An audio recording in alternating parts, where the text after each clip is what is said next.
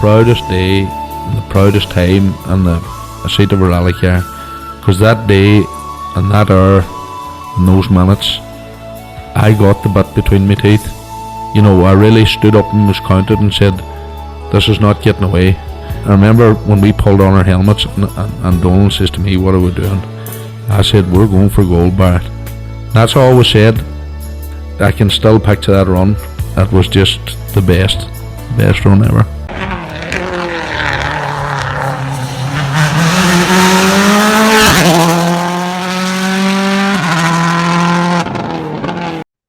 Well, welcome along to Crunching Gears, the Rally Podcast, Season 2, Episode 26. Connor, that time of the week again, we're going to talk rallying. Yeah, 'tis indeed, Kevin. And listen, it just keeps coming around quicker and quicker. Yeah, I think we met up in person last week as well. We're not just across the street. Last Saturday night, we had the great privilege of sitting down with Vincent Bonner and a few of the guys involved in that whole story. What a night it was. Oh, listen, it was just incredible. Absolute joy. Best couple of hours I've spent in a long time just listening to the stories and the banter and the crack. Yeah, that really was, we hope to have that, episode released now over the weekend, all been well, but, I do think anybody will listen or watching will be in for a real treat. It is just a fine story and told by the most humble, genuine gentleman, I suppose, really, and that there's no other nicer or better way of describing Vincent, because he's so calm, so self-effacing, and just to hear the love come up from the people sitting down in the audience, it was something else, really, wasn't it? I know it was genuine. It was a lovely tribute to Vincent, and a very, very humble man, and just the appreciation, the respect, the love for him in that room from the audience, and the combination of fellow competitors as well as friends and family. It was just lovely. For sure. This episode here, I suppose we should be saying we catch up with Andy Hayes and hear about his latest escapades. Then we talk to Jason Mitchell and Paddy McCrudden, who had not a great start to the season, but really on the crest of a wave now, in fairness. And then finally we catch up with Alan Cullinan. He's from Enniskillen Motor Club. He's going to tell us about this weekend coming up now. The Lakeland stage is coming up this weekend. But Connor, we have a lot going on now, maybe not so much this week, but now the next few weeks. Greece, Rally Cardigan this week, all the Irish guys out there. Greece is going to be a big weekend for, the MI Rally Academy team. That, the rally season that used to be would nearly be kind of almost over by this stage, but it's really only kicking off, really. There's a lot going on now in the next couple of months still. Absolutely. Listen, there's still plenty happening, and like you mentioned, Greece, and that's the pinnacle of the JWRC. It gets decided; it's the final round, and there's still plenty happening. The junior BRC, we've quite a few Irish guys in contention for that as well. So that's not close to being decided yet. There's still 3 rounds, if I'm right, left to run. So there's still plenty of action. Yeah, for sure. And Cardigan this weekend, there's a few heads returning to the BRC that missed the Ulster as well. And Ocean Price back out again in one of the Melvin Evans' polos. Then, James Williams back again as well too. He always goes hard. And for probably the Walsh crews, Cardigan's becoming their Donegal. It's Tarmac rally. It's looked in line for the ERC next year. They're all out. They want to impress in their local stages. Absolutely, and I'm not sure if you mentioned there, Marion Evans is out as well. Absolutely. And then throw in the mix of Callum Black, Gary Pearson, etc. It's a strong event now, and hopefully they're fairly sure of securing the ERC place for next year, which will really just bring that event up another couple of levels. For sure. We've seen how dynamic the ERC has become now, second only now to the WRC in terms of promotion, and the level of entries they're getting. I think in some of the events it's way beyond the Rally 2 and the WRC, so I do predict great things for the ERC in the coming years. Absolutely. Like if you think back to when the Circuit of Ireland was part of the ERC, like it just lifted, the whole event, and we got to see some fantastic competitors. Esapeka is the immediate one that jumps out. So Andreas again, Mikkelsen, yep. yeah, Yep. absolutely, Andres. I forgot about Andres. So Uh, looking Juha forward to the Hamlin, Kato, can I kind of think of his program, how to pronounce his name, I'm not really good at it. The list goes on, lucky not to yeah. come over here, crash before the rally, so. But yeah, definitely, I think that's going to be a major coup for Rally Car to again get around to the ERC.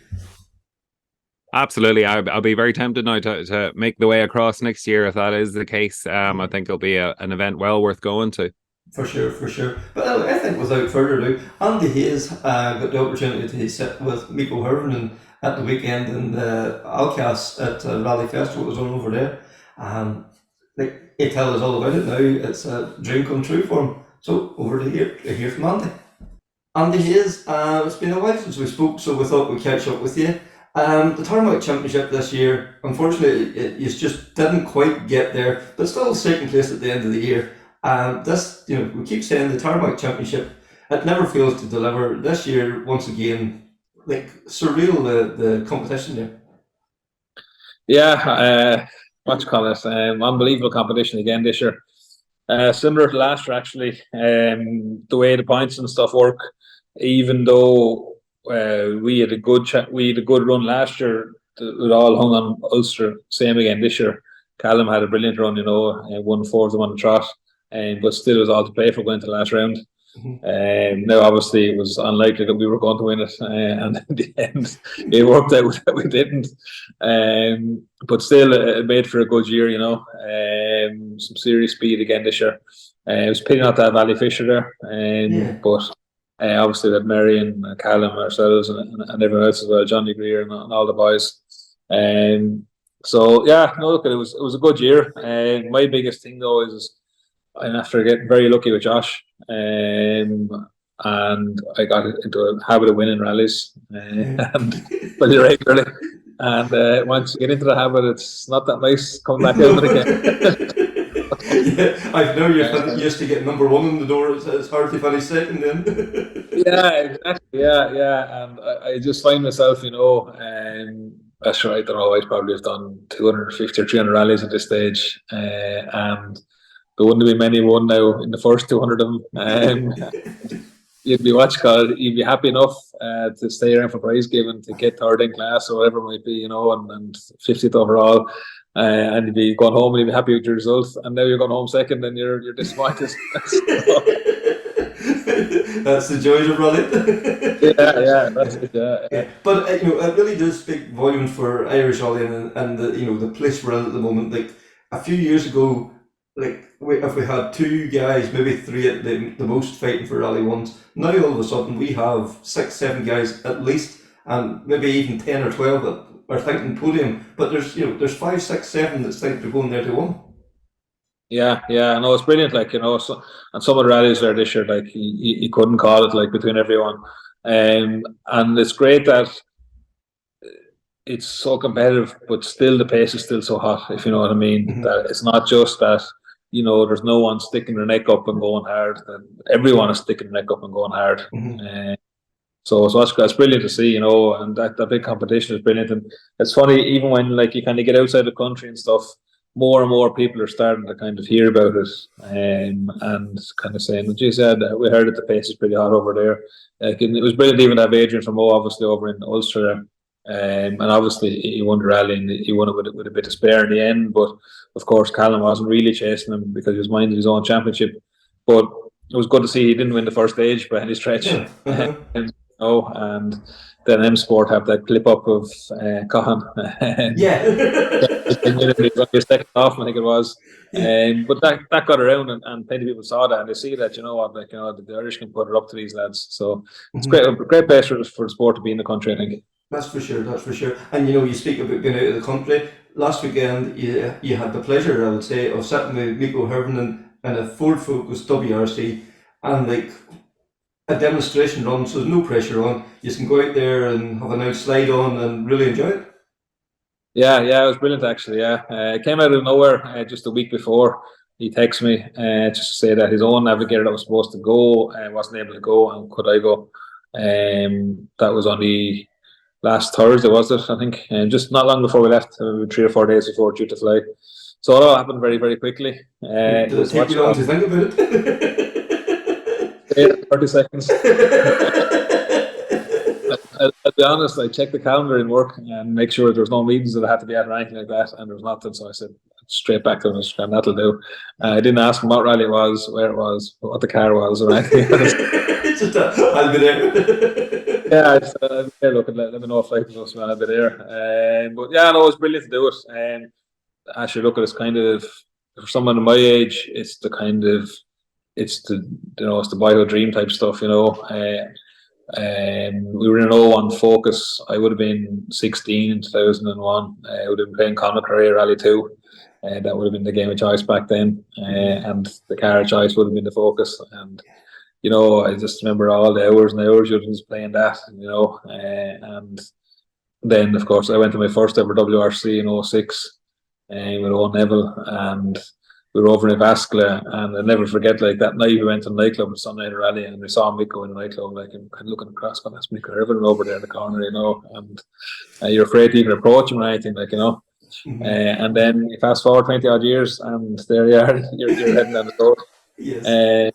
And actually, even nicer again, the stages were the stages that they would have used in WRC France when it was based in Alsace. So it was even nicer to be kind of cruising down those roads, even on the road sections, and kind of same stuff. This what it would have been like, you know, for the lads back in the day, you know. So yeah, a really good experience in that sense. Miko is a very, very sound guy, and his wife Linda as well. So we looked after really, really well. Did the rally and did some other nice things around the edges. The visit to the Bugatti factory yesterday morning. And a visit to the War Museum over there as well. Nice visit to do a bit of wine tasting as well, so that always goes down well. And then a trip down to the National Automobile Museum in France as well, they're down in Colmar. So they're all really nice things just to do. So the whole weekend was brilliant. It was 5-6 days I think altogether. And I'd do it again in the morning if I could. For sure. Yeah. After some work as well. Yeah, well, you have to pay the bills as well too. Yeah. But like, you know, as you say, like, to get strapped in, like the Focus was the car of choice when you were playing your Colin McRae rally. Suddenly you're and then you look round and Nico Herman sitting beside you. Like, that is like, crikey, where did this all happen from? You know, like from the young guy, you know, sitting in his living room to, you know, being a successful co-driver in Ireland, to be all of a sudden you're in France, as you say, WRC stages as well. That's special. Yeah, it was really was special. It was one of them things, and I'm normally not that sentimental about these types of things, but it was just driving down along the road, and just kind of, it was a nice summer's day. We had the windows down on the way to the stage, and I just said, "Jesus, this is it, all right, yeah." You know, it's nice. Yeah, the boy done good. yeah, exactly. Yeah, and to be honest, more than anything, I was thinking of Craig. It was through him kind of that all these types of things that I've done. Like everything, kind of, I said it before on one of these podcasts, everything can be traced back to Craig. And all the things Miko obviously, and doing gravel notes with him, and the WRC with Citron and that kind of stuff. And then even all the stuff going to the States and all, and even everything with Josh as well, so that all really came through Craig, really, if you trace back through. I'd never met the lads like otherwise. So obviously he's kind of going through your mind, and then I see, I know Neuville is coming over to take Paddy for a spin as well, and it's pretty. I got a taste of that the weekend what that feels like, so it'll be brilliant for Paddy as well. When himself in Neuville, I'm not sure when or where, but when it happens, he'll have some weekend out of that as well. That's for sure. And like, you know, what that's going to bring to Irish rally into, like, if Neville comes in, even one or two of the other guys, it's going to be epic, really, isn't it? Yeah, absolutely, yeah, it'll be brilliant. You know, it'll be brilliant, and it's brilliant. As I said, like, Craig brought the whole thing to WRC to Ireland, if you know what I mean, in a sense. Like I said to you, I remember going over to Finland back in 06, like, and it just seemed, it was like Formula One is today, if you know what I mean. It just seemed so out of reach that you couldn't get near these lads, and you could never kind of, you know, I would never would have dreamt back then. There's no way I could ever end up in a position where I would end up navigating for any of these lads. Like, at the time I never even navigated in a rally. So, but it was never going through your mind. And Craig kind of brought all that to Ireland, if you know what I mean, with all the connections. And he was so open about things like that, where you'd have the likes of myself over doing gravel notes, and there's plenty of people around the country that he put in touch with different people and connections made and brought people over and back and forward.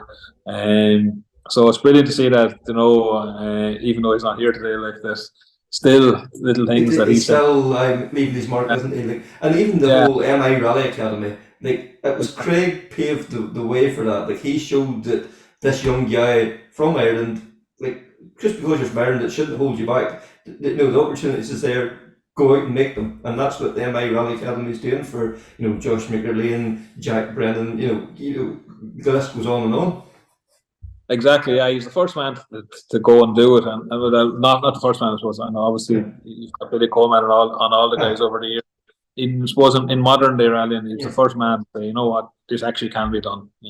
You can go and you can win the academy and get your prize fund and go and do the rest of 2000 and get your prize fund and go on again. And it's brilliant to see. Like as you said, it really set the scene for the whole thing then. And to be fair to John Coyne, actually, I spoke to John Coyne, John last week for a few hours, and it's brilliant to see what he's doing with the whole thing. He's kind of really taken it and said, right, well, there is a pathway there, and what it needs is someone to back it, and he's coming to back it, and it's absolutely brilliant to see. So long may it last, really. I know John's committed for a good few years, and hopefully he can find the next Craig, and bring him the whole way to the top as well. Lads like the likes, as you said, Josh and Jack, and the lads like that are absolutely flying. So, hopefully it'll work out for someone. That's for sure. And then we bit coming closer to home. Wexford, not this weekend, but the following weekend. Your home event, that's the one you tell everybody about. It's far better than Donegal. You tell me, don't believe you, but that's what you keep telling me. It's got another stellar lineup again this year, and it's going to be, is it 18 stages, 9 stages each day? 18 stages again, Kevin. 3 by 3 each day. I have to be careful what I say now because it was picked up now by Greg down in West Cork. I was taking a bit of license with some of the facts I was throwing out there. Value per euro and all the rest. So, Greg rightfully so picked me up on it and said, I don't think you're right on your calculations there, Andy, but no, look at it. I suppose, Kevin, in the last 2 years, there's a few more competitors, I suppose, in Wexford got involved with the club and tried to help out with the core team of lads that have always been there. So, like every club, like there's a small core of people in the club who've been doing a massive amount of work year in, year out, going way back. The same people called on year in, year out to do all the same jobs, and same as every other part of the country, people are always saying, well, why can't competitors get involved, and they should be doing more. So there's a group of competitors kind of got involved last year and kind of ran with it and said, you know what, we'd like to kind of help you, we'll try and do what we can. We don't know an awful lot about running rallies, but with manpower at least anyway. So it's great. So a good few competitors got involved last year. I think one night I canvassed and 42 people turned up last year on the first night to go canvass. And this year, I don't need to reach that number, but I think it was 30 odd people as well got in touch to canvass this year, and people put in marshals, and people just did and are doing all kinds of jobs, to help out. Yeah, there's so many jobs goes on that we never see, like as you say, out PR in the stages, out driving stakes onto the ground, things like we don't see, like as spectators or competitors, and those jobs have to be done to make the event happen. Exactly, yeah, exactly. So a bit of extra manpower, kind of, I suppose the competitors came up with their view, which was, look at, we'll give you extra manpower if you consider running 18 stages. So that was kind of the deal almost, if you know what I mean. And the club ran with it anyway. Directors of the club ran with it, and COC ran with it last year. And we've new COC this year, Graham Scallon, and Graham was heavily involved last year, and he's running with the idea again. So the idea really, Kevin, is to try and give the clubman the best opportunity to get as much stage mileage as possible. So I know, like, you can run the same mileage with less stages if you just make the stages longer. But the idea was that if you run the 18 stages, it's 18 opportunities for a guy down the back of the field or in the midfield or anywhere really to get a stage. So it's 18 chances to have some competition. If a stage is blocked, you lose 1 out of 18, it's not the end of the world. Whereas maybe if you're only running 12 stages over the weekend and you lose one, it's a bigger thing. So that was the kind of idea of having more stages. Of course, we'd always try and fill the mileage. So I think this year it's like 235 kilometers, 240 is the max for a 2-day national event. So we always try to max the mileage anyway. But then the number of stages itself tries to help guys maybe a little bit lower down the field. And to be fair, it seems like people have really responded to it. We have a big entry in this year. We've a reserve list of about 15 cars. I would imagine the way things fall, all 15 will probably get in. Hopefully we'll start very close to full entry. I would say probably if there's anyone interested in doing the rally, it's not too late to stick an entry in. And I'd say there's a fair chance you still get a run, the way reserve lists work out. A few things that the guys are trying to do, in terms of chicanes and that kind of stuff. If pick stages this year, try to pick tighter, twister stages, move to new areas of the county to get to the tighter, twister stages so that you don't have to have all the chicanes. So that was a big thing. And it was a group of competitors actually picked the stages with that in mind, if you know what I mean, to say, right, we'll get good driving stages where they're naturally a little bit slower and you don't need to be doing blasting in big straights and through chicanes and that kind of stuff. So very few chicanes in rally this year. We ran a stage in Salt Mills last year. Anyone that did a rally will remember it's the one down by the water ran on Saturday morning. And I remember talking to Kevin Eves, Gary Kieran and Gallagher and all the boys, and they were kind of saying it was as good as a stage you'd see anywhere in the country. So we're running that again because there was great feedback there from that. Ceremony will start on the Friday evening in Wexford town. It's for the top cars, but then what we've tried to do is say, well, look, we want the top 10 there anyway for the sake of having the top 10 there. It's important. But after that, it's voluntary for anyone that wants to go. So if you're a local guy, then if you want to, support put your sponsors out there front and centre, it's their chance, isn't it? Exactly, yeah. I know sometimes with these things, people are told to go that they want to go. So we kind of flipped it and said, you know what, well, who wants to go and do it? So last year we put it out and we said we'd accept the top 10 and another, I think, 20 or 30 cars to go with it, and we got exactly that. We got about 25 extra cars, so everyone that wanted to do it did it, and there's no one kind of forced to do it, didn't want to do it either. So that's a nice little thing as well, nice little touch. We've 2 good service areas. Saturday, then your Ross, Endo Breen has kindly given up his yard again down there, a nice big proper concrete yard, nice and close to stages. And Sunday, we use Wexford Racecourse, which is a good facility as well. The two loops of 3 stages each are quite tight, and actually they're quite close to each other as well this year. So once you come off the last of Saturday stages, John Recce, to get across to the Sunday stages, you're only driving about 10 minutes. Yeah, so, I've seen Killian saying that it was possible to do the Recce in one full day. It would be a long, hard day, but you could could possibly have done. Yeah, so. But absolutely, yeah. If you wanted to do it, you could. You could do a 3-pass recce in one day. Now, as Killian said, you want to be at first thing in the morning, and you're going to be there at it all day. But you could do. So if people wanted to come from distance, wherever it is, maybe from the north of the country or whatever, come down Thursday evening after work, and they can recce Friday, rally Saturday, rally Sunday, and then we have a reasonably early finish on Sunday evening to get back up the road again. So it means that someone could go and do two days rallying, 240 kilometers, 18 stages, and only take 1 day off work. So that was the geographical spread of the entries is fantastic as well. It's from across the country, north, south, east, west, and beyond. There's a good few competitors coming over from the UK, Wales especially. Wales has always been a very strong supporter of Wexford, and it's great to see the guys all returning again as well. Yeah, it's brilliant. We love having the guys over, and the Welsh always bring a bit of crack with them. I think they enjoy the crack over here, and we enjoy having them over. And sure, look, it probably works for the guys really. They jump on the ferry in 15 minutes at this side of the ferry then and bring the HQ, so it works out really well in that sense. And then we try and get them finished on Sunday evening there enough to get the ferry back as well, that they're back and working in the morning. So for them, it's probably no more difficult than going up and doing a rally in England or in Scotland, right, like that, you know. Yeah. So a good group of guys from there, and we're delighted to see, as you said, a few more from up the country coming again this year. We were hoping last year we got a good entry in, and we tried to put a good stage, and we're hoping that people will kind of bring it back home and say, you know, it's an event worth doing, and it seems to have worked. We have a good few people coming down. Obviously, the big question that a lot of people ask is around the Tarmac Championship and the National Championship, and I don't know. I can't speak for the club, but on a personal level, I'd love to see one of the championships down here. Probably make more sense to maybe the National Championship. It'd be a nice little feature for the National Championship to have maybe a 2 day event. Yeah, something different, mix it up a wee bit. Yep.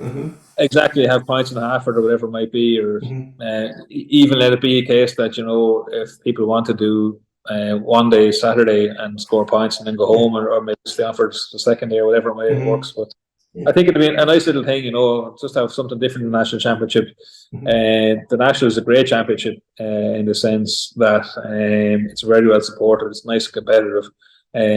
It's not the hardest one in the world to do, because a lot of events you can go on Saturday morning, do your recce, stay Saturday night and go home Sunday night. You only have 1 night away. But that said, it would be nice to have something a little bit different in it. And on a personal level, I'd love to see a championship down in Wexford.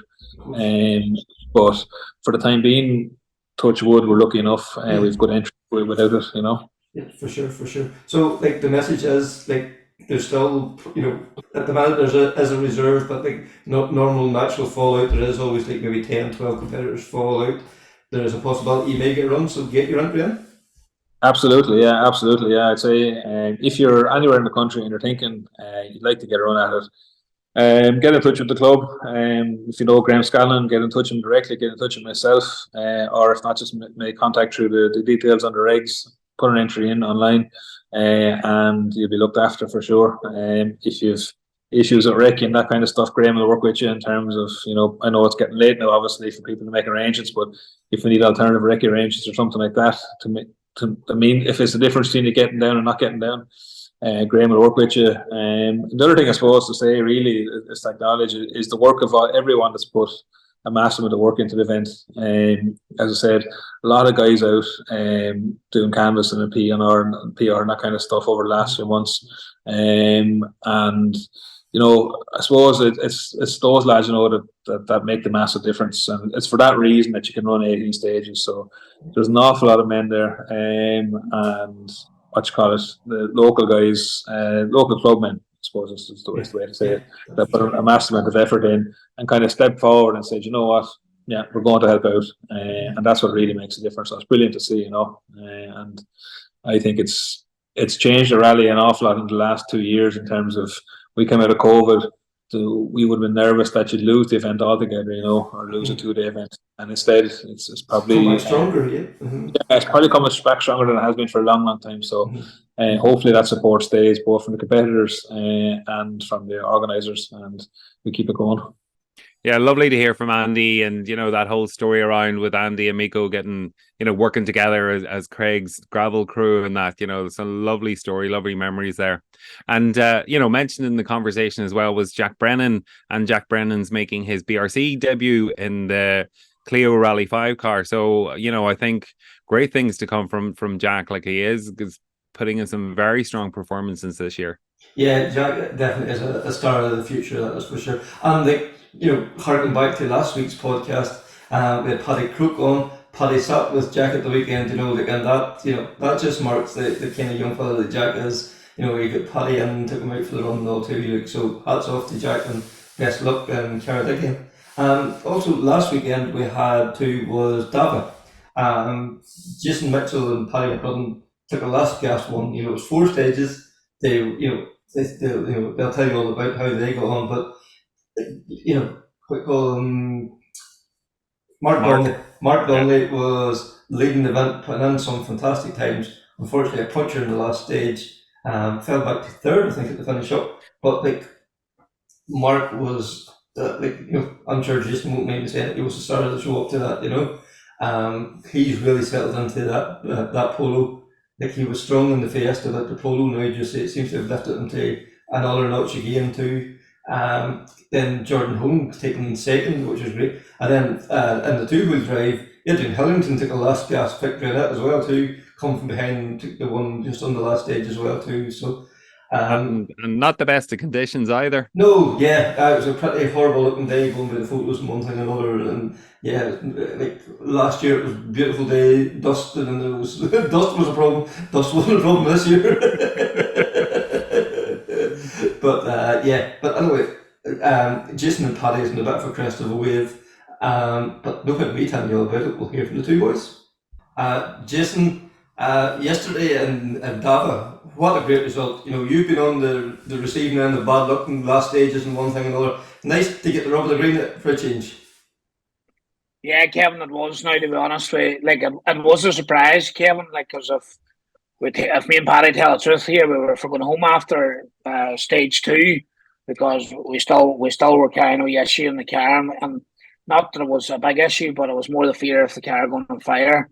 And so we went out to make sure Kevin Duffin, in fairness to him, said, "Look, boys, you have to go out again. The car not go on fire. We need to get to the bottom of this problem." And hey, Kevin sent us out, and hey, Paddy will tell you himself there. After a couple of kilometres, we knew the car was good, and hey, we just took off. You know, we knew we were going then. You know, and we. You know, I have to laugh at Paddy, you know, and he's going to kill me for saying this here, but we got to the end of stage 3, you know, and I suppose that stage we did take a look at the times when we lost quite a bit, especially on stage 2, because we more or less drove stage 2 most of it with no lag on, so so we knew we were quite a bit behind, you know, and. Stage we saw Jordan home, so we said, "Look, we have to try and get Jordan."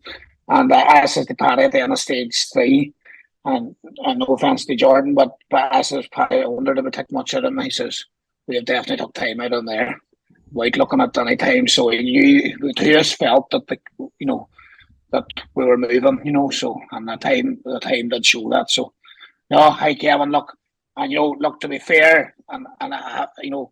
For Mark, that was annoying because Mark had some drive, so he didn't. And Dav, in fairness, he went out and he set some pace there. He set a fairly high bar in stage 1, and you know, it was you know, I did feel, you know, I did feel it even down in Cork. You know, Mark sort of didn't get into the limelight there because he had overshot in the first stage, you know. But when you actually look at the times, Mark was right up there every stage after that. So, you know, and then you only have to look around. There's a lot of pace coming onto that gravel there now. So there is and we are rocking on there now. So we are and everybody's there. You know, all them top boys are there. And we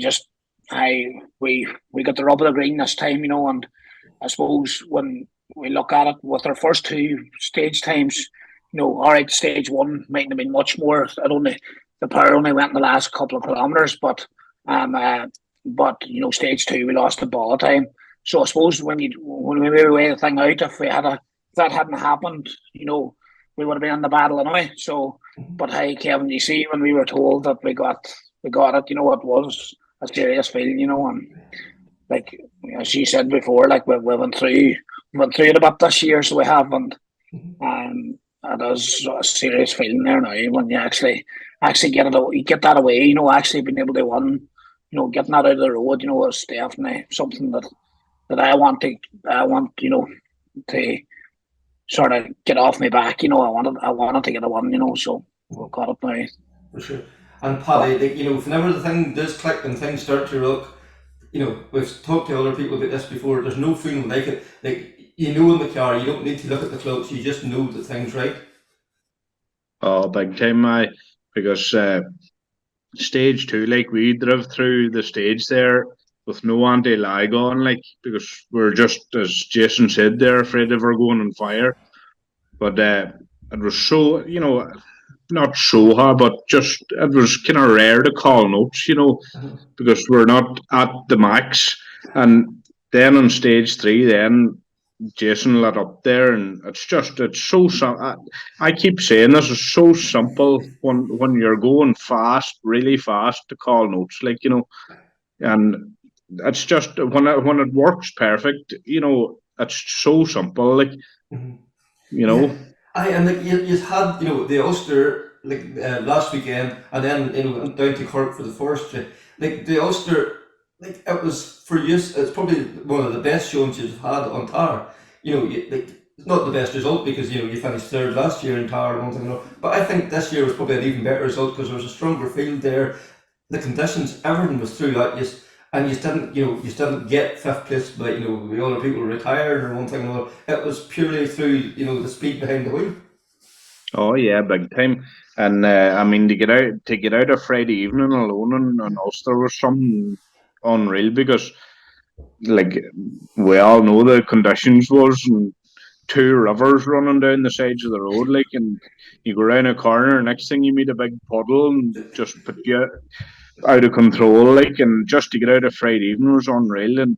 And then to go down to Cork, like two different extremes from tarmac to gravel, was unbelievable. As we were just saying, going out to the first stage on Sunday morning, like, just even the way the car was behaving, warming her up, she was swaying over and back, like, it's just two extremes from one to another, like. We're like a boat. It was like a boat. You got her in the rough. We would have needed a boat on Friday evening. For those looking for a boat on Friday evening, just had it on Saturday and Sunday. But Jason, would you be of the opinion that the Ulster was probably one of your better tarmac shows, definitely this year, if not ever, really, at this stage? No, Kevin, no, I totally agree. Kevin, and one of the things, I suppose, when you, I suppose, in the car, you sort of, your feeling tells you an awful lot of where you are. I would know, like Kevin, and a lot that one of the biggest things annoyed me all year was I thought that I would never get close to the boys the way I felt in the car. But the really good thing for us at Ulster, Kevin, was that our times were up there, and the two of us felt that we had a lot more to give, or not a lot more to give, but with more to give, and we felt relatively comfortable at that speed because we wanted to do well in Ulster. Don't get me wrong, but we did want to get to Cork as well because we know all the gravel's coming up now, and that was very much make sure we don't do nothing silly here and get to Cork and try and get all this experience now in one weekend. I think that's, and I was still nervous on Friday. I was very nervous, and normally I'm not nervous, and I was very nervous going out on Friday evening, and I think Cork was half the problem because the conditions, we were told there's going to be torrential rain on Friday night, and you had all the big players there, and that if you're hanging about there, you're going to get walked all over. So you can't go too, you can't go too careful, and if you want to go to Cork, you can't go too mad because I seem to, Paddy, I'll tell you, there's the two extremes in me. So I've been trying to find the middle, the middle ground, and the middle ground actually worked for us, Kevin. We did drive within ourselves, but we were still able to keep the speed up, fairly good, and I suppose it was a wee bit interesting on Saturday when it dried up. It sort of let us loose a wee bit more because you knew that there was less going to catch you out, because it's a pure fear. Like so much of it is driving, but there is an awful lot of it too. Just how big a chance do you want to take going around that corner, knowing that there's going to be muck, and like with Formo, I was taking a lot of cuts. There was a lot of unexpected that you don't normally get. Now I'm not saying the boys don't take cuts, but not to the extent that we saw cuts. We saw cuts before, so so there was that factor, but. If I tell the truth, Kevin, like we got through the Ulster, like the two of us were knackered going down the road to Cork because it was a tough night and a tough day, and when you after doing a night stage, you don't really get after doing a night stage. I don't know about all the rest of the drivers, but I'm not hyper after it. I can't sleep all night. You'd be full of adrenaline. Yeah. Full adrenaline, and I really struggled to sleep on the Friday night, and then obviously then get out of the car on Saturday evening, and the boys getting our changed over. And me and Paddy away to away to Cork, and like the drive down the road. All right, the adrenaline was still up on you, but you knew you were tired. And but hey, Kevin, there was one saving grace really with the whole thing was we couldn't wait to get to the gravel, so we couldn't. So every time you felt tired, you just here having the gravel in the morning. So and it didn't let us down. Once we were like both of us were tired. Like I think at breakfast and on Sunday morning, I was telling the story of Paddy, and I forgot what I was talking about. I think my brain was absolutely melted. So it was after for the Ulster, and I forgot. And I said, "God, that's going to be a long day." But hey, thankfully, Kevin, when we went out on the stages, just the tiredness just left us saying, "Hey," and just. And like Paddy, I suppose we should say the team, like what they done on Saturday evening to turn that car around. Yes, and it wasn't just Saturday evening they turned it around. It was all the effort, the practice, everything that went into that. That just didn't happen by luck. That was peak performance. They put in the effort to make sure that they were ready to do that job on the Saturday evening. Aye, and in all fairness, you seen it yourself. Yeah. When we were in modern tires, and I mean, we left probably about 6 o'clock, and we weren't even in Dublin when the picture came through on Facebook that she was ready for tar, But before we left, I seen the whole stuff lying out around the ground, just exactly where it was meant to go into the car, and to be fair to Niall and the team, it's such a great effort from them and so quick. And I actually didn't believe that you could do it as quick, it's really cool now in all fairness now. Sure. And change the gearbox too. Like they put the short box on the car as well. So it was definitely. Because I was chatting to a couple of the boys on the Saturday evening before I left, and the car practically done at that stage, and that's what they were saying. Like they had practiced doing it, so it was all they knew what they were doing. It wasn't all new to them, and it was unbelievable that the turnaround they done. Like it was real tip and hat to the boys there, for sure. Yeah. And like Jason, then you're saying you're driving out the road and the car's like a bit like a boat after coming off the tar. Like how do you hit the reset button? How do you suddenly go from being able to brake at the last second to being on gravel? And you're like, oh shit, kind of thing here. I would love to know that myself.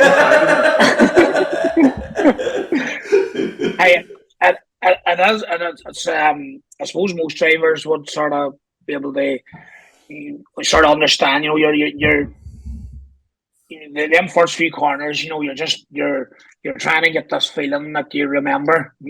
And that's really where when I went out there, I was sitting in the line going, now what? This is going to be different now. Where am I braking? And what am I? You're trying to jog your memory where we're up to. But hey, Kevin, lucky enough, I do feel very comfortable in gravel, and like even, and I can't really explain it, but I just, with that movement that the car does, and the way that, I'm not saying gravel's easier than tar, but there's less to catch you, and I shouldn't maybe be saying this, but there is less to catch you out in gravel, with regard change of grip, and that was, we went through, a couple the Ulster and the night stages and the Saturday stages wet and dry and muck and and I just when I'm the gravel I just knew all I had to do was concentrate on driving. I didn't have to worry. My eyes weren't glued to the road wondering what's the surface change going to be here because what's round this corner, what's round there. Exactly.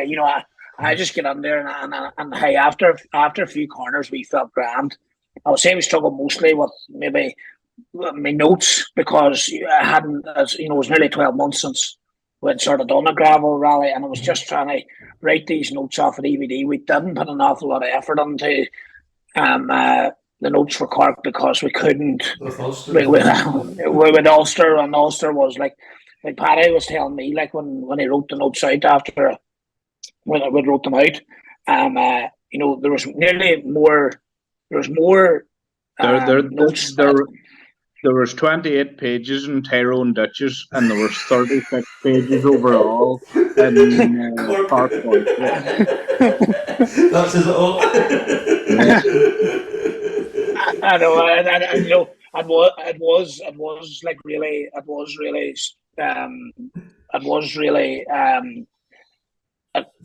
really more, you know, what did the corner mean and what way did they set the car up for the corner, and you know, like you're on the braking there.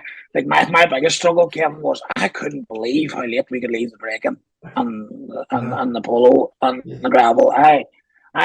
We were braking and like we're coming flat out because it was very fast, and a good thing for us as well. It wasn't very technical. It was a good rally, don't get me wrong, and really fast and enjoyable stages. But there wasn't an awful lot in it.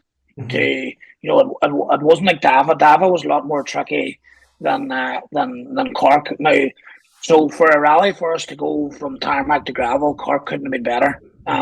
Because you know there was plenty, mostly a lot of room. You know, we were 1 mil lanes and everything, and you know it was letting us throw the car about a wee bit, and it was just a good rally to bet us in, and you know, it didn't take too long, Kevin. To be honest, I would make no excuses. We felt fairly comfortable after a stage or two. We were good to go. So everything was. And Paddy, like you know, as Jason said there, you know, like them big wide, you know, like for the 1 mils, the roads down there, like there must be no feeling like it in a, you know, a properly fully sorted R5 car, you know, full tilt and then go into corners and big throws and all that. Like that, there must be no buzz like that for even for you sitting there beside him. No, there really isn't. There were a couple of, you know, flat out 5 lefts, wee bit sharper than a 6 left, you know, and out over, you know, near enough blind crests, and like Jason was taking them flat out, like, and you don't see what's on the other side, like, and you know, it's just there is no other feeling, like, and I can't describe what the feeling is, even sitting on, like, and I'll never figure out what it's like to drive them, but sitting on something else now and trying to egg them on that wee bit, you know, keep them going, and it's unbelievable. Yeah. And like, what kind Yeah, of Kevin, because that's. like, I was going to say, what kind of lunatic is it that's trying to push you all over a blind crest, you know? Oh well, Kevin. In all fairness to Paddy, he loves speed. Paddy gets cross with me when I'm being negative. You know, if I be negative, you know that man's not happy. And you know, it's funny. I am. You know, we two of us got to know each other quite well in the car now. You know, because we've done 28 rallies now. Paddy, is it? 28. Just Black Road before that. So you know, the two of us know each other quite well, you know, and Paddy would know when I'm on form, you know, and he knows when I'm off form, you know, and you know, I suppose Paddy knows what I'm like, and then I know what the car's like. Do you know what I mean? So I'm sitting going, if I'm not happy in the car, you know, I struggle, you know, and then once I feel it, Kevin, you know, the way the two of us go, you know, and it's just everybody goes through it, I'm sure, but you know, it's just I feel so attached to the car, you know, at that stage I just feel that we can't do wrong. We did have, not the way it's very many moments, but it wasn't even really a moment, because when I watched that in car, I thought I wouldn't even show it.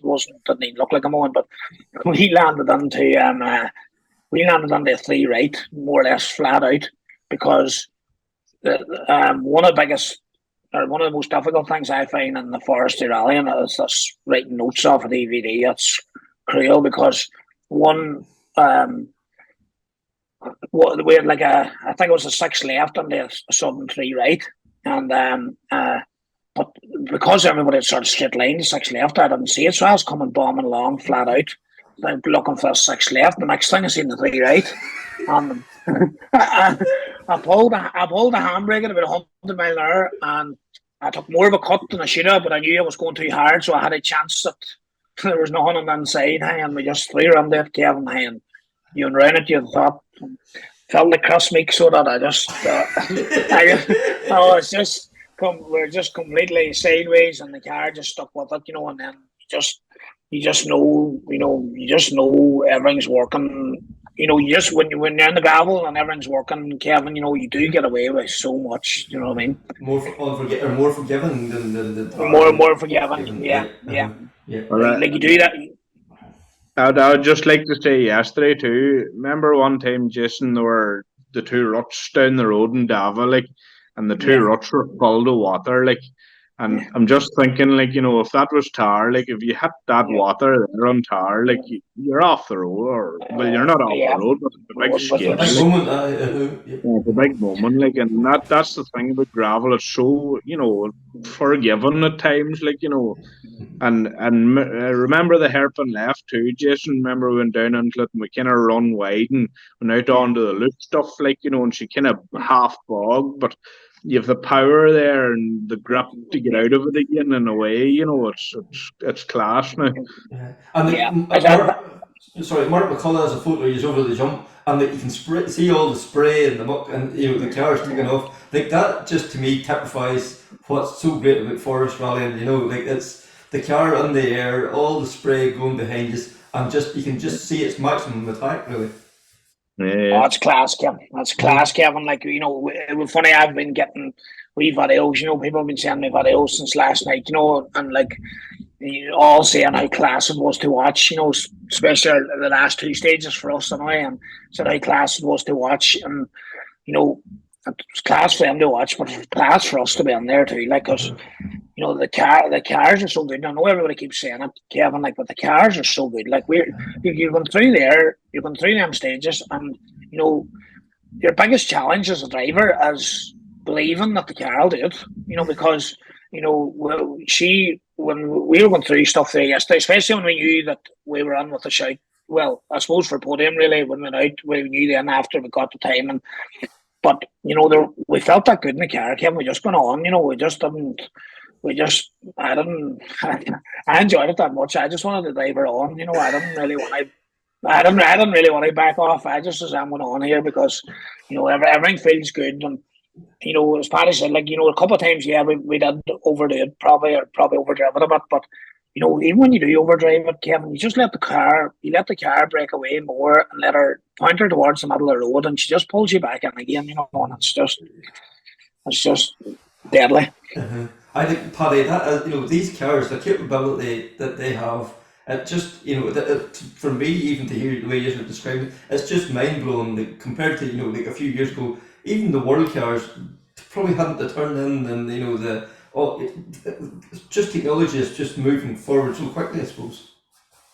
I was kind of unfortunate, never got to do a rally in a world car, so I can't compare them, but I know that these R5 cars are just out of this world. Like, they're unreal, and even on the tarmac or gravel, like they're just unreal. Like, what you can do with them, and even on tarmac there, like Jason will tell you there, to turn into corners and stuff. It's just class. Like, and the braking capability of them's unreal. Like, like we were going past the yellow board yesterday, braking, for squares and stuff, and just in past it, and it's class. Like, I think you think it's like physically not possible to get slowed up in the time you're doing it, and and you just do it, and it's no drama. Like, it's a gallery match or anything, really. So. Well, sometimes, like, when I'm sitting there, I'm like, yeah, Jason, are you going to think about braking shortly? Like, you're looking for the brake pedal. What happens when we get turned in, all right, so... It's funny, we put up that wee video, of Paddy loving the 192 kilometres an hour, and it was like, Paddy got all excited with us, and then we come in and Kevin Duffin told us that it wasn't calibrated. And I thought Paddy was telling me it was 192 kilometres an hour because I saw there's a chicane coming here, start braking. That's what I actually thought on the car.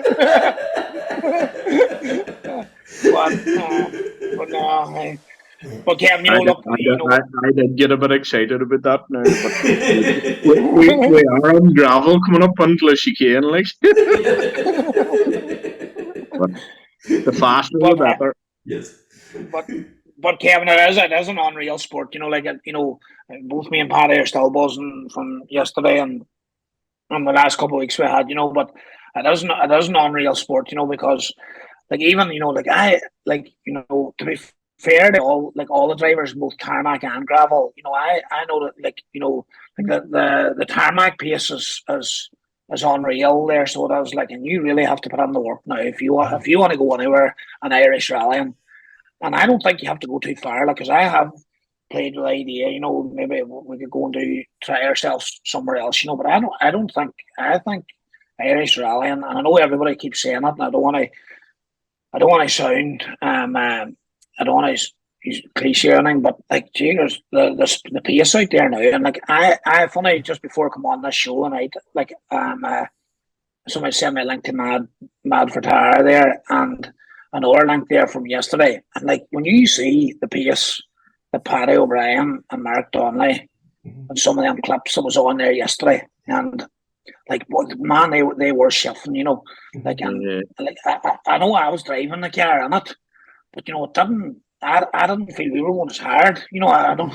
That's maybe a silly thing to say, but like when I see what Mark and Paddy and Jordan and Ryan as well, like they really have now, and I know we've only stepped back in the gravel again, but like we've settled fairly quickly, like we've still work to do, and we've still things to improve on, but we're I would say, Paddy, it'd be fair to say, like we've lost nothing being not in gravel. Like I think we started off where we left off, so like the boys are definitely rocking there in the gravel as well, and I think we have a couple of very exciting weeks coming ahead of us if we can we can keep our head here and try and make sure we get through the two rallies, but it's definitely going to be a good watch for anybody that's going to the Lakeland or the Bushwhacker, because I think yesterday showed how much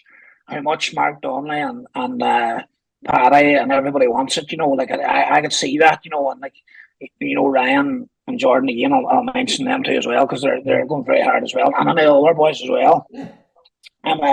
But you can really see there's a hunger there.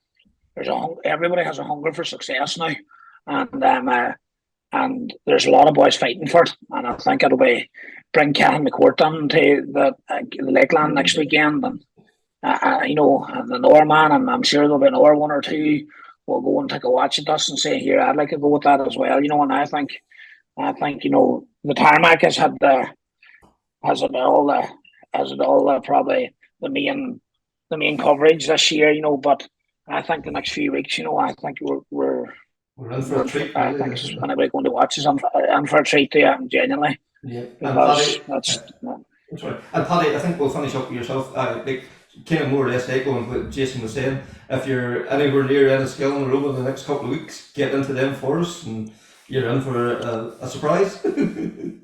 Oh, without a doubt, yeah, definitely. And I'll back up what Jason said. There's going to be the next two gravel rallies. I know are going to be some race now, and fair play to any man that wins it now. And it will be some battle now. Again, it's again probably repeating again, but it's not even one or two drivers anymore now. There's at least 5 or 6 guys there, all going with the intention, I'm going to win this rally, and that's fantastic for us spectators. Yeah, so it must be. Without a doubt, even the older cars, the boys is driving older cars and everything. Everyone's trying so hard, like everyone wants to win, like, and yeah. I'm sorry, Jason, you were going to say something? Kevin, like I'll finish up now, but it's just there's so much having Paddy O'Brien on there as well, we can, I love to see that, people, I know people look at rallies differently and want to have, sometimes you just want to get a one, and maybe better we can, and Paddy and some of them staying at home to get their one, but hey, I love it, even Paddy, Paddy's texting today, I texted him back, and I said, like, I'm actually, you're nearly disappointed now when you see the caliber men going out, because you are measuring yourself all the time, and you're all the time trying to judge how hard should I be going, because like you're trying to be safe enough to stay on, but you have to go hard enough to try and stay with them. Do you know what I mean? So, when you have that, At that level, all the that bar boys, to set yourself against it.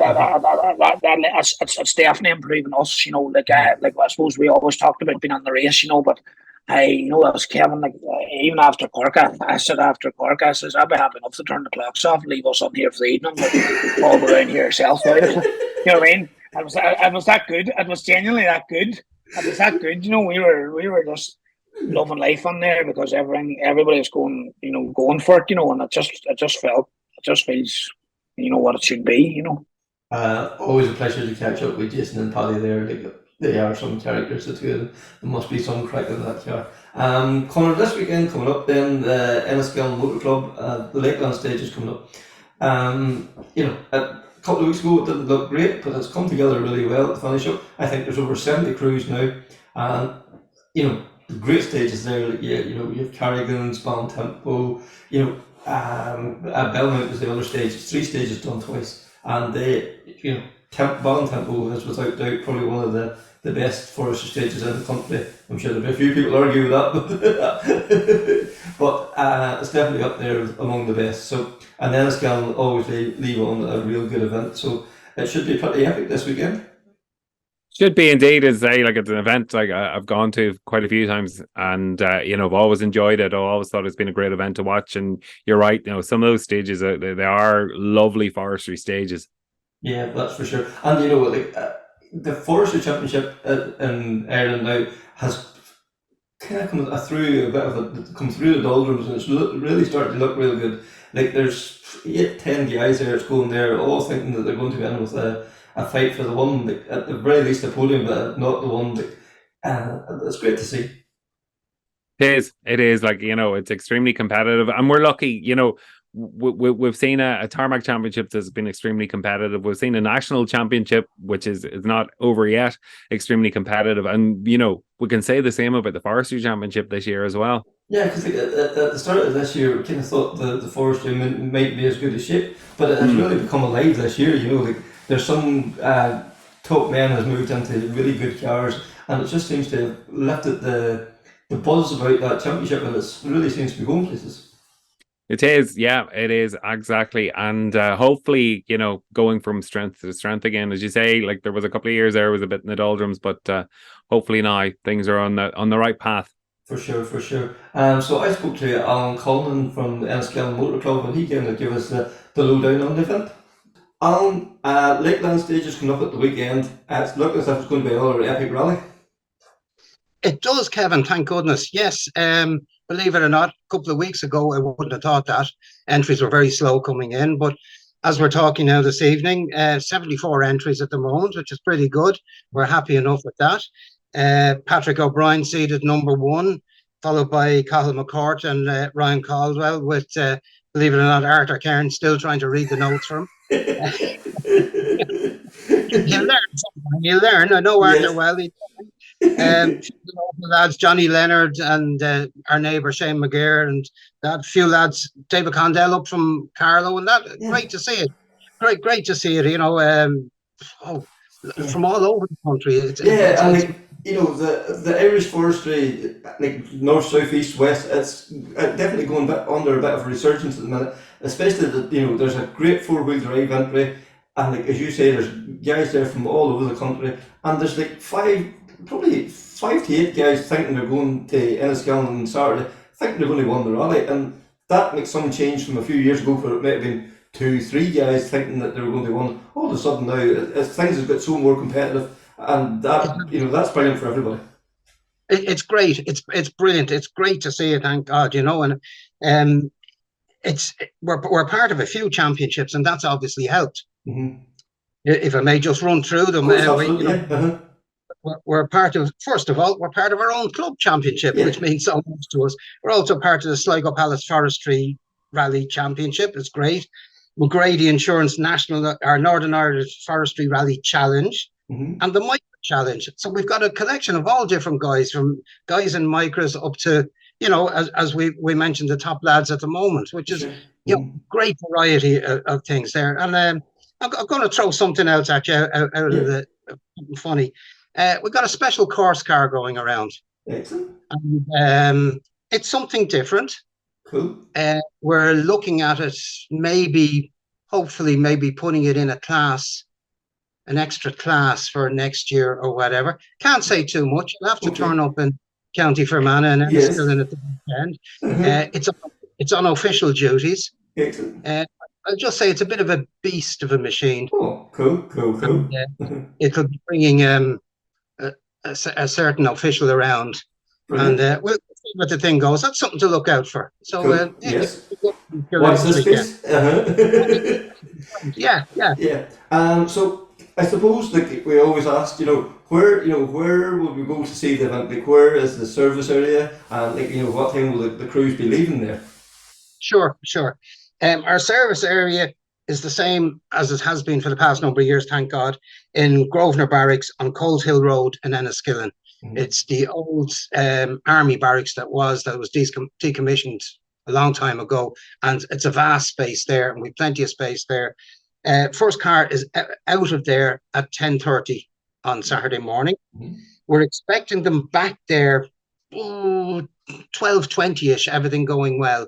Mm-hmm. Will be first car back in for service, back out 45 minutes after that, and the finish up at about 3:30 at the Three-Way Inn restaurant, which is on the Sligo Road out of Enniskillen. Yeah, and that's only 5 minutes away from the service area as well too, so it's ideal for even the guys that's there spraying the champagne. They're not having to do a long trek away either. Yeah, and the prize giving will be there. Results will be announced there. There's food available, etc. Stages themselves, we're all out and about Ballintempo area again. 3 stages there, including Ballintempo and Belmore, and probably Carrigan as well. Yeah, should I be telling you? And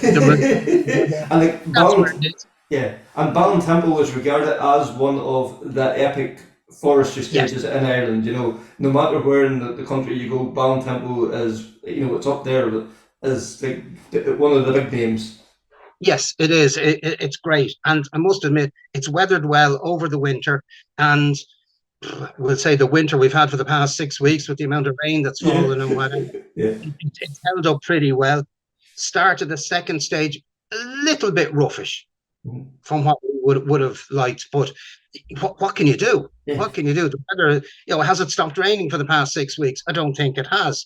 So that's good. We're going to, as you're saying, where can you view it? The program is going to go. We're going to go digital on the program this year.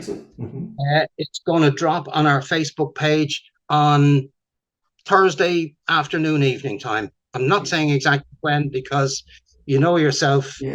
Somebody will press a wrong button somewhere. The gremlin somewhere, yes. It will get lost up in a cloud somewhere.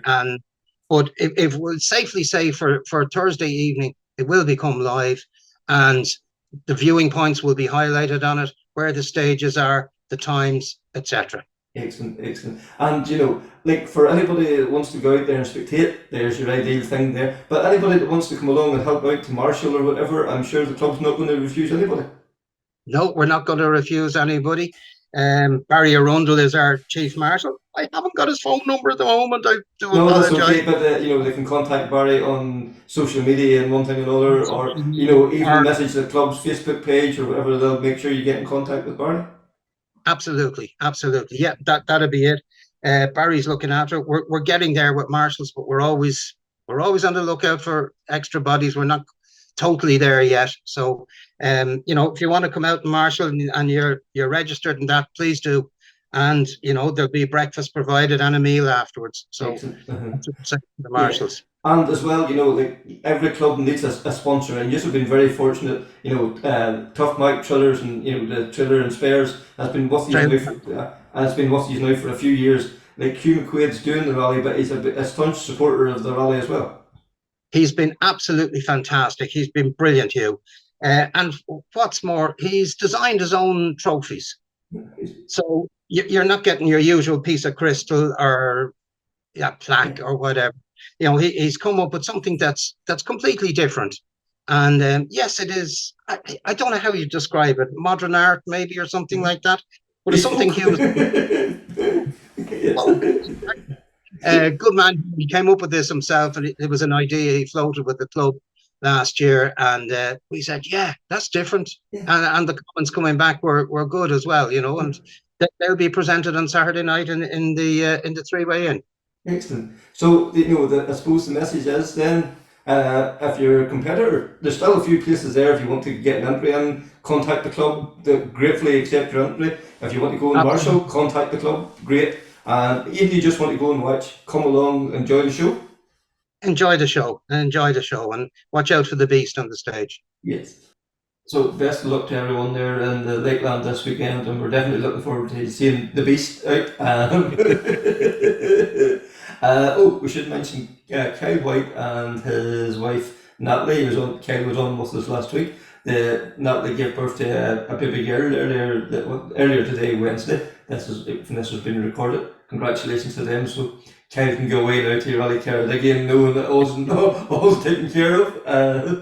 As always, can you please like, share, rate, subscribe, all those things make a huge difference. If you want to have anything mentioned on the show, contact us, leave a message on any of our social media channels, or drop us an email to crunchinggears@yahoo.com. So until the next time, take care, speak soon, and bye.